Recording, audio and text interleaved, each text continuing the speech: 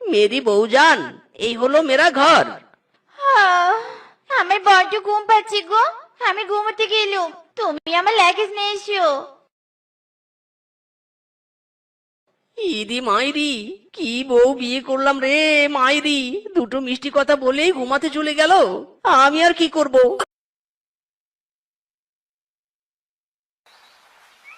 মুরগিগুলো কোথা থেকে এলো? স্বামী, হ্যাঁ স্বামী, ওঠো, জলদি ওঠো। এই মুরগিগুলোকে ঘর থেকে বের করে দাও। স্বামী, হ্যাঁ স্বামী।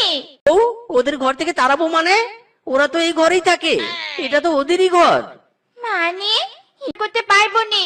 চি চি চি চি রে।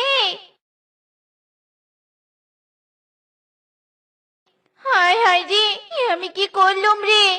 নিজের পায়ে নিজে আমি কুড়াল মারলুম রে। তুমি এত গরিব, আগে জানলে কোনোদিনও তোমাকে বিয়ে করতুম নে রে। না না বউ, বাপের বাড়ি যেও না।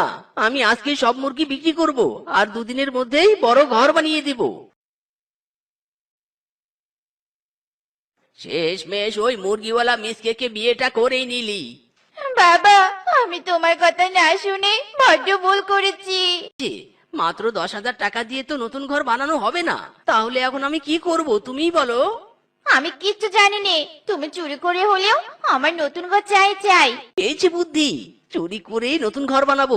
আজ রাতে আমি চুরি করতে যাব।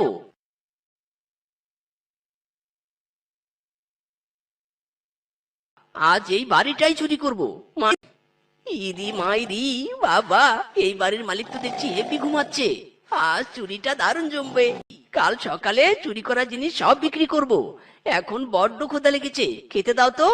আচ্ছা ঠিক আছে গো, তুমি হাত মুখ ধুয়ে এসো।